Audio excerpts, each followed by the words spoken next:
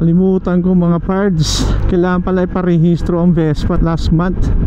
Kagabi ko lang nakita nung ayos ako ng napatransfer ko na kasi ng pangalan yung aking XADV. Tapos June din pala yun. Sipin mo kung magkano binabayaran ko pag every June, every month of June kasama to. Mabigat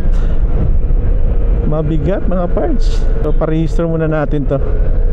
Meron namang malapit na LTO dito, 20th Avenue. Bad trip ako kasi nung chinek ko yung LTO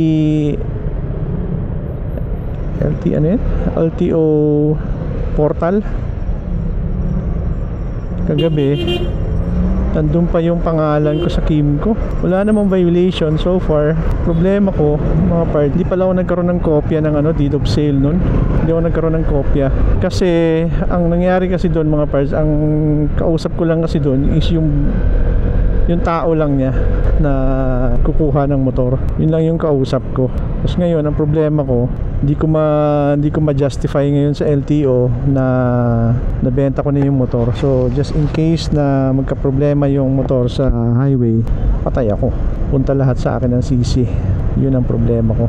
Wala naisip ko kasi, ewan ko ba, bakit ko ba nirelease na lang yun na wala akong kopya na pinasign sa kanya.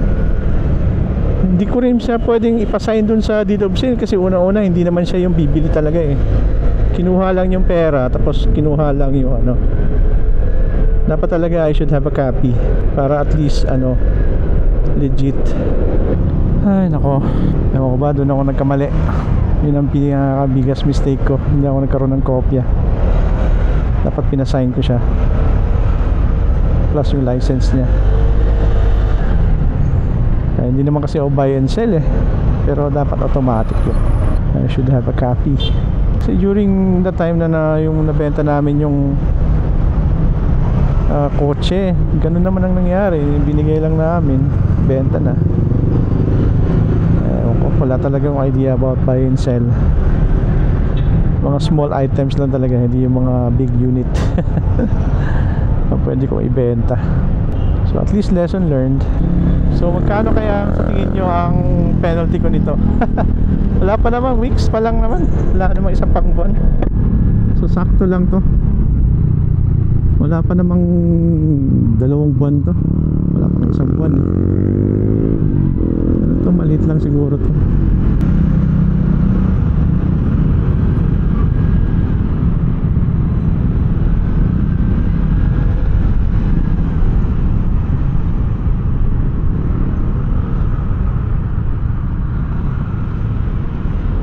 So dito tayo tawid EDSA.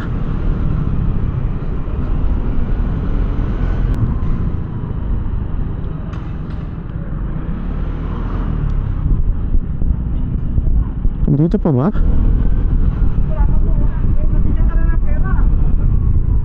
Oh, nandito pa. Walang tao.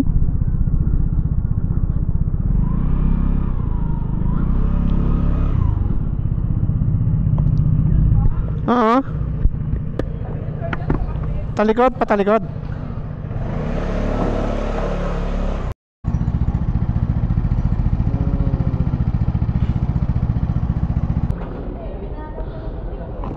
Wala akong gloves, no?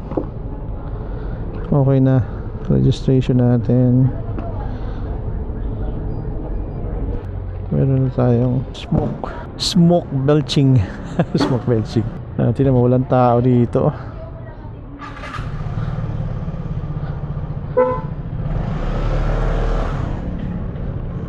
Diba? So okay talaga dito. Bilis lang. Push na. Ito na tayo sa LTO na tayo. Ay nako, kinakabahan ako dun sa KIM ko. Exciting ko.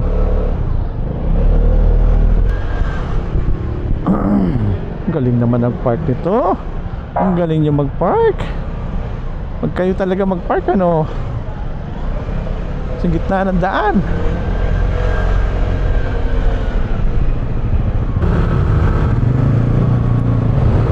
Ang galing nila. Paano nalalaman na mag-green na? Ha? Pakiramdaman na lang. Ang galing nyo talaga Ang galing. Next nating change oil sa motor dun kay David sa mismong ano na Honda dito sa EDSA, sa mismong Makati na. Kasi gusto kong malaman pa change yung mga air filter nun saka mga oil filter, lahat mga filters pa-check ko lahat. Kasi kahit paano hindi pa natin alam kung ano yung condition ng ating motor totally. Papaayos natin lahat dun. Yung busina ko hindi siya malakas, hindi kasing lakas, hindi rin siya kasing hina. Nasa middle lang Tot! Parang pinagsama lang ng pot-pot ng ng bisikleta. Mga 10 pot-pot. Oh. What pot? What time is it? 9:15. Sana tama yung oras ko dito. Magkapera tayo, bili tayo ng Insta360 na microphone kasi matry natin kung anong mas maganda. Pareho naman silang maganda sa DJI. May may nagsabi sa akin mag mic 2 daw ako sa DJI. Meron na akong mic 2. Meron talaga ako. Hindi ko lang siya masyado ginagamit. Magagamit ko pa rin naman yun. Pero syempre hindi lang ngayon. Meron akong mic 2 mga parts. Kompleto ako. Meron pa ako sa Ramonic. Ayun, magagamit ko rin naman yun for sure. Nagamit ko na actually yun sa mga sa mga vlog. Inattach ko siya sa wire para tawag nito, para automatic siya mag-save dun sa magre-record yung aking boses dun sa device without the receiver. Okay yun actually kung ganun. Extra effort lang for me to edit. Tamad kasi ako mag-edit ng video. Kaya ang video ko talagang what you see is what you get. Hindi ako typical na videographer na editor. Kung meron lang akong kilalang editor na mag-charge ako ng mura, 500, bakit hindi? Liit lang kasi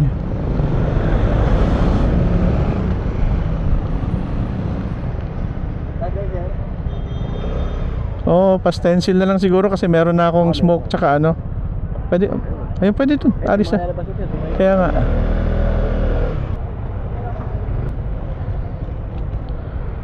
nga pa-stencil pa ba to? Insurance service pala to. Reflection hits.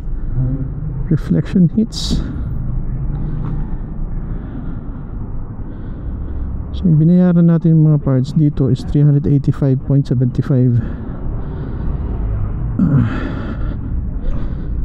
Itong science tax nito 1050.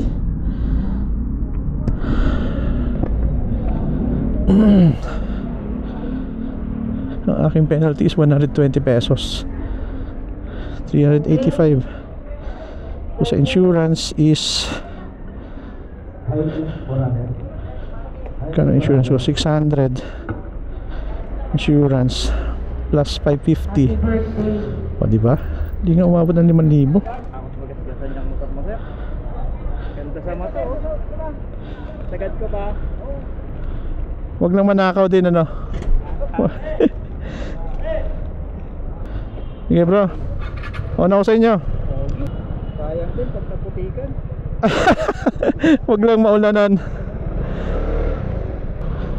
Okay, time check 9:41 in the morning. Nag-umpisa tayo ng 8:30. Tapos na. Isang oras lang. Di ba? Dali lang talaga pag ikaw mag-asikaso nito. Bilis lang sa LTO Wala pang 2 oras. Doon ako nagpapaano talaga sa smoke doon tsaka sa insurance di ba? Dito.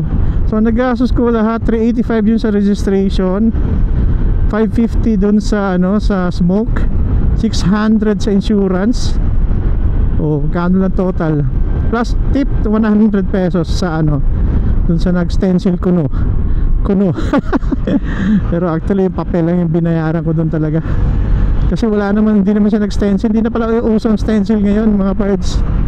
I-picturean lang nila tapos papadala nila sa system. Di okay na rin yung 100. Di ba?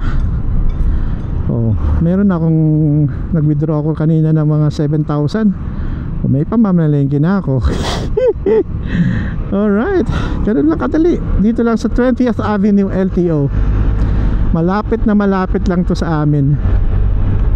Sobrang lapit lang. O siya, hanggang dito na lang mga pards. So kung gusto niyo magparehistro ng mga sasakyan nyo or motor, lalo na pag na-under sa pangalan nyo, mabilis lang naman talaga.